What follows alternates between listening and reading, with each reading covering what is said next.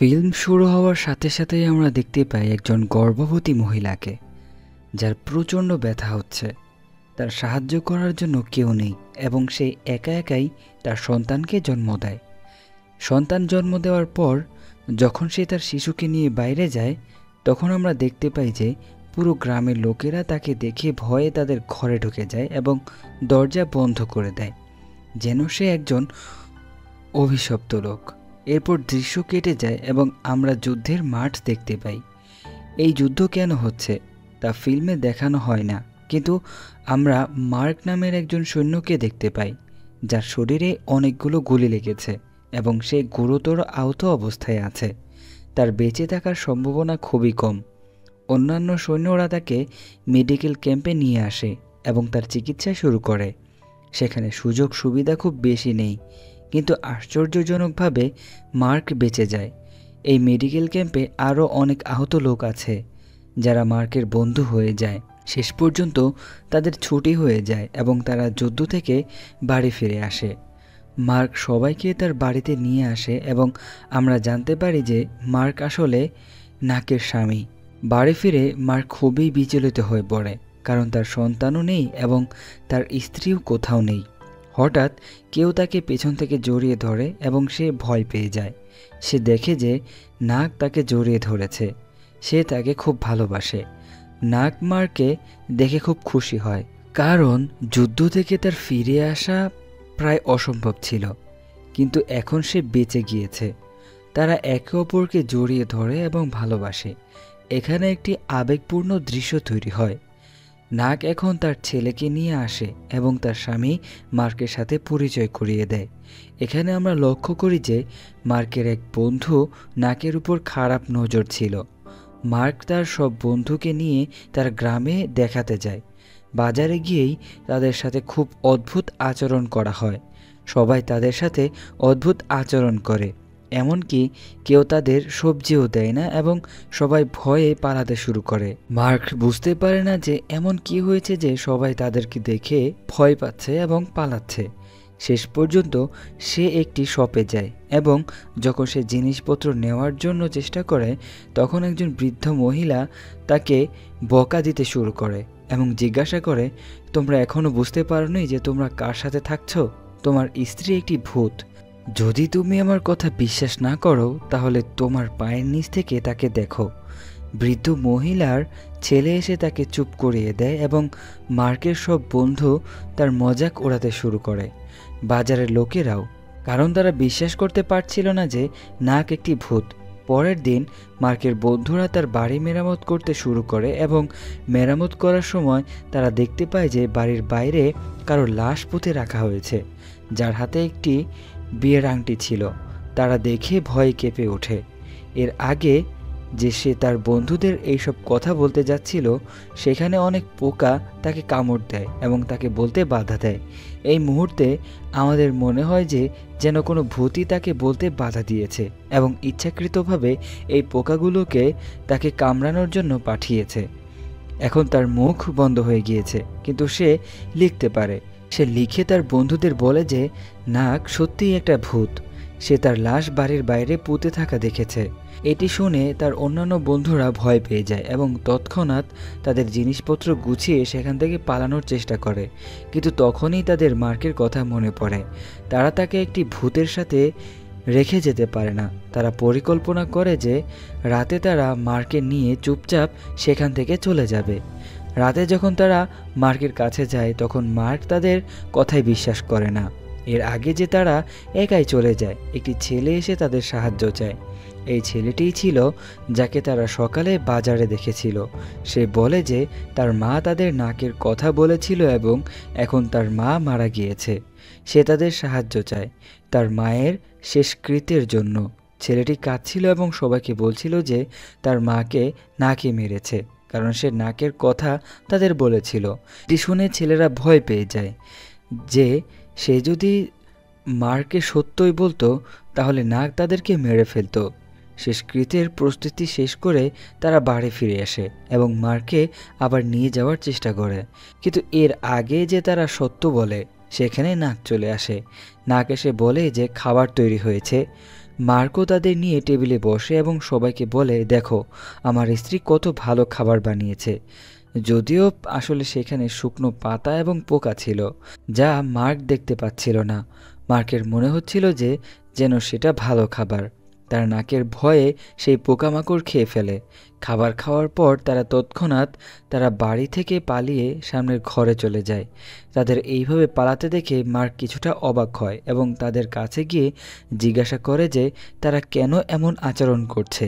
এখানে তার বন্ধুরা তাকে সত্য বলে দেয় যে তার স্ত্রী নাক একটি ভূত, সে মারা গিয়েছে।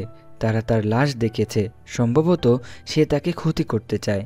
তাকে দ্রুত তাদের সাথে সেখান থেকে বেরিয়ে আসা উচিত। মার্ক তাদের কথা শুনে বলে, আরে বোকা, এমন কিছু নয়। নাক একজন মানুষ। আসলে যখন আমি যুদ্ধে গিয়েছিলাম তখন দোকানদারের ছেলে নাকের সাথে খারাপ আচরণ করার চেষ্টা করেছিল। যখন নাক তাকে মারতে গিয়ে তাড়িয়ে দেয় তখন সে নাককে বদনাম দেয় যে সে একটি ভূত। এটি বলে সে আবার তার বাড়ি ফিরে আসে। যখন সে বাড়ি ফিরে আসে তখন কিছুটা অদ্ভুত ব্যাপার ছিল যে তার কাপড়ে মাটি লেগেছিল, যেন সে পড়ে গিয়েছে। নাক তাকে জিজ্ঞাসা করে যে তার কাপড়ে মাটি কেন লেগে আছে। মার্ক তার কথার উত্তর না দিয়ে উল্টো তার প্রশংসা করতে শুরু করে, যাতে নাক খুশি হয়। পরের দিন দেখানো হয় যে তারা সবাই মেলায় ঘুরতে যায়। সেখানে নাক একটি মাস্ক পরেছিল, যাতে কেউ তাকে চিনতে না পারে এবং ভয় না পায়। মার্ক একটি গেমের মাধ্যমে তার বাচ্চার জন্য একটা খেলনা জেতার চেষ্টা করছিল, কিন্তু বারবার বল দিয়ে গ্লাসে আঘাত করার পরেও সেসব গ্লাস ফেলতে পারছিল না। তখন নাক তার সুপার পাওয়ার ব্যবহার করে এবং তার বল দিয়ে সব গ্লাস ফেলে দেয়। এখানে আমরা সত্য জানতে পারি যে নাক সত্যিই একটি ভূত। এরপর তারা একটি রাইডে চড়ে, যেখানে তারা উপভোগ করছিল। এই সময় নাক আবেগপ্রবণ হয়ে তাকে জিজ্ঞাসা করে যে সে যদি মারা যায় তাহলে কি হবে। মার্ক তার কথা কেটে দেয় এবং বলে, তুমি মরবে না, তোমার আগে আমি মরব। তোমাকে তো কেউ না কেউ পাবে, তুমি তো খুব সুন্দর। বাড়িতে দেখানো হয় যে মার্কের সব বন্ধু মার্ককে অপহরণ করার পরিকল্পনা করছে, যাতে তারা তাকে নাক থেকে বাঁচিয়ে নিয়ে যেতে পারে। যখন তারা রাতে মার্কের কাছে যায় তখন মার্ক তাদের উদ্দেশ্য বুঝতে পারে এবং তাদের বলে, দয়া করে এই বোকামি বন্ধ করো। নাক কোনো ভূত নয়, আমি তাকে আমার পায়ের নিচ থেকে দেখেছি, আমি তাকে ভূত হিসেবে দেখিনি। এই কথা বলে মার্ক সেখান থেকে চলে যায় এবং তারা কথা বলতে শুরু করে। তাদের একজন বন্ধু বলে, কি জানি, আমরা যা ভাবছি আসল সত্য তার উল্টো হতে পারে। কি জানি মার্কই আসল ভূত হতে পারে। দেখো তার শরীরে কতগুলো গুলি লেগেছে। এটি কোনো সাধারণ বিষয় নয়। এই ছেলের কথা তাদের সবাইকে ভাবিয়ে তোলে এবং তারা মার্কে ভূত ভাবতে শুরু করে। তারা একটি নতুন মিশন তৈরি করে যে এখন তারা নাককে মার্ক থেকে বাঁচাবে। এখন মার্কের যে বন্ধু নাকের উপর আগে থেকেই খারাপ নজর ছিল, সে খুব খুশি হয় যে যদি মার্ক মারা যায় তাহলে সে তার স্ত্রীকে বিয়ে করতে পারবে। রাতে তারা নাকের কাছে যায় এবং কোনোভাবে তাকে সত্য বলার চেষ্টা করে এবং তাকেও তার ছেলেকে রাতের অন্ধকারে সেখান থেকে নিয়ে যায়। তারা আসলে তার জীবন বাঁচিয়ে তাকে নৌকায় বসিয়ে অন্য শহরে নিয়ে যেতে চায়। নাকও চুপচাপ তাদের সাথে চলে যায়, যেন সে জানে যে মার্ক একটি ভূত। যে নৌকায় তারা এসেছিল সেই নৌকায় তাদের জিনিসপত্রও ছিল। নাকের বসার কারণে ওজন বেশি হয়ে গিয়েছিল, তাই তারা তাদের সব জিনিসপত্র পানিতে ফেলে দেয়। এরপরেও নৌকা সামনে এগোচ্ছিল না। তখন তারা নাককে বলে, তুমি তোমার বাচ্চাকেও ফেলে দাও, কিন্তু নাক তা করতে পারে না। নৌকা এখনও চলছিল না এবং মার্ক তাদের যেতে দেখে নদীতে নেমে আসে। এটি দেখে তারা হাত দিয়ে নৌকাটি সামনে ঠেলার চেষ্টা করে, কিন্তু নৌকা এখনও চলছিল না। মার্ক চিৎকার করে তাদের বলছিল, আরে আমি ভূত নই, কে তোমাদের বলেছে যে আমি ভূত? কিন্তু তারা তার কথা বুঝতে পারছিল না এবং কাঁদতে শুরু করে। এখন মার্কের একজন বন্ধুর গ্রামের লোকের কথা মনে পড়ে, যে যদি চেক করতে হয় যে ভূত কে, তাহলে নিজের পায়ের নিচ থেকে দেখো। যখন সে তা করে তখন একটি টুইস্ট প্রকাশ পায় যে আসলে নাকই ভূত ছিল, যাকে তারা মানুষ ভেবে নিজের শক্তিকে বসিয়ে নিয়েছিল।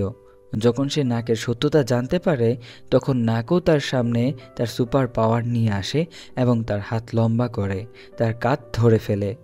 এখন তারা দ্রুত নৌকা থেকে নেমে যায় এবং মার্কে নিয়ে একটি মন্দিরে চলে যায়। তারা সেখানে গিয়ে মার্কে পুরো গল্প শোনায় যে কিভাবে তারা একটি ভূতের সাথে থাকতে এসেছিল এবং সেই ভূত এখন তাদের পেছনে লেগেছে। মার্ক তাদের বাঁচানোর জন্য তার চারপাশের আলোর একটি বৃত্ত তৈরি করে এবং কিছু রিচুয়াল করে তাদের একটি নিরাপদ দড়িতে বেঁধে দেয়। এর আগেই মার্ক তার রিচুয়াল শেষ করে সেখানে নাক পৌঁছে যায় এবং এই সময় সে তার ভূতের রূপে এসেছিল। নাককে দেখে মার্ক আবেগে ভেসে যায় এবং তার কাছে যাওয়ার চেষ্টা করে যখন তার বন্ধুরা তাকে ধরে রাখছে। তার বন্ধুদের এমন করতে দেখে নাক রেগে যায়। সে নিজেকে উল্টো করে ঝুলিয়ে দেয় এবং রেগে চিৎকার করে, তোমাদের কি সমস্যা? তোমরা আমার মারকে আমার কাছে আসতে দিচ্ছ না কেন? তখনই সেই ছেলেরা তাকে বলে, আমরা জানি যে তুমি মারকে ঠিক সেইভাবে মেরে ফেলবে যেভাবে তুমি সেই দোকানদারকে মেরেছ, এই জন্যই আমরা মারকে তোমার কাছে আসতে দিচ্ছি না। এখন নাক নিজের প্রতিরক্ষায় তাকে বলে যে সে সেই দোকানদারকে মারেনি, সে নিজে পানিতে পড়ে মারা গিয়েছিল। এটি শুনে অন্য বন্ধু বলে, তুমি একটি ভূত, এখন তুমি মানুষের দুনিয়ায় থাকতে পারবে না, তুমি ভূতের দুনিয়ায় চলে যাও। তার এই কথা এবং তার কথার ঘৃণা শুনে নাক কাঁদতে শুরু করে এবং বলে, আমি তোমাদের জন্য এখানে নেই, আমি শুধু মার্কের জন্য এখানে ছিলাম। আমি এই দুনিয়ায় শুধু কিছু মুহূর্তে মার্কের সাথে কাটাতে চেয়েছিলাম এবং তোমরা সেটাও করতে দিলে না। আমি মার্কে খুব ভালোবাসি, এভাবে ছেড়ে যাওয়া মার্কের জন্য আমার পক্ষে সম্ভব না। তার এই কথা শুনে মার্ক কাঁদতে শুরু করে, তার চোখ থেকে অশ্রু গড়িয়ে পড়ে, যা দেখে নাকও কষ্ট পায় এবং তার চোখের অশ্রু মুছতে তার হাত লম্বা করে। নাক মার্কের অশ্রু মুছতে পারছিল, কিন্তু তার নিজের অশ্রু টপটপ করে পড়ছিল। এটি একটি আবেগপূর্ণ দৃশ্য ছিল। এখন নাক মার্কের সামনে নিজের সত্যতা প্রকাশ করে এবং বলে, আমি আসলে আমার ছেলেকে জন্ম দেওয়ার পরেই মারা গিয়েছিলাম, কিন্তু আমি আমার রূপ লুকিয়ে রেখেছিলাম যাতে আমি তোমার সাথে থাকতে পারি। আমার তোমার বা কারোর ক্ষতি করার কোনো ইচ্ছা ছিল না। এখন তুমি আমার সত্যতা জেনে গেছো, এখন আমি চলে যাব, কিন্তু যাওয়ার আগে তুমি আমাকে একটি প্রতিশ্রুতি দাও। আমি চলে যাওয়ার পর তুমি আমার জন্য আত্মহত্যা করবে না, তুমি তোমার জীবন আবার শুরু করবে, তুমি অন্য কারোর সাথে বিয়ে করবে এবং খুশি থাকার চেষ্টা করবে, আমাকে ছাড়া। তার কথা শুনে মার্ক তার অশ্রু মুছে নাককে বলে, তুমি কি মনে করো আমি পাগল? আমিও প্রথম দিন থেকেই জানতাম যে তুমি মারা গেছো। সেই দিন যখন তারা আমাকে বলেছিল তখনও আমি জানতাম যে তুমি একটি ভূত, কিন্তু আমি জানতাম না যে তোমার লাশ কোথায় পুঁতে রাখা হয়েছে। যখন তারা আমাকে তোমার লাশের কথা বলেছিল তখন আমি তোমাকে জড়িয়ে ধরে ফুপিয়ে ফুপিয়ে কেঁদেছিলাম। তারপর যখন আবার তোমার কাছে ফিরে এসেছিলাম তখন আমার কাপড়ে তোমার কবরের মাটি লেগেছিল, যা তুমি পরে পরিষ্কার করেছিলে। আমি তোমার সাথে এইভাবে থাকতেও রাজি আছি। নাক এই কথা বলার পর মার্ক তার কাছে চলে আসে এবং তাকে জড়িয়ে ধরে। তাদের একসাথে দেখে নাকের বন্ধুরা খুব আবেগপ্রবণ হয়ে পড়ে এবং এখন তারা সিদ্ধান্ত নেয় যে নাক সবসময় মার্কের সাথেই থাকবে। গল্পের পোস্ট ক্রেডিট সিনে দেখানো হয় যে তারা গ্রামের একটি ম্যানশন হাউস তৈরি করছে, যেখানে তারা সবাইকে ভূত বা শো দেখায়, কারণ তাদের কাছে একটি আসল ভূত ছিল। এবং সবাইকে একসাথে খুশি দেখিয়ে গল্পটি এখানেই শেষ হয়।